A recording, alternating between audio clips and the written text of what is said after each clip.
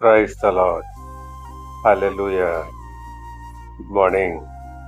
క్రీస్తునందు ప్రియులారా, ఒకవేళ మనము మన ప్రమేయము లేకుండానే నిందలు, అవమానాలు పొందుతున్నామేమో.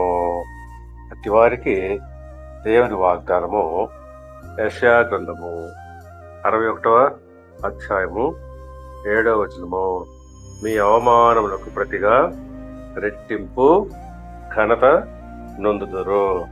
అవును, మనము పొందిన అవమానానికి ప్రతిగా దేవుడు మనకు రెట్టింపు ఘనతను అనుగ్రహిస్తానని వాగ్దానము చేయించున్నాడు.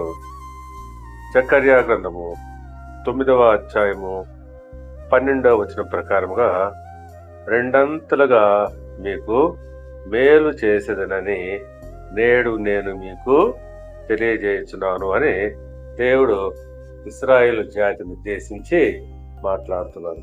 అవును, వారు బంధకాల్లోనూ శ్రమల్లో పడి ఎన్నో రకాల అవమానాలు, నిందలు అనుభవించారు.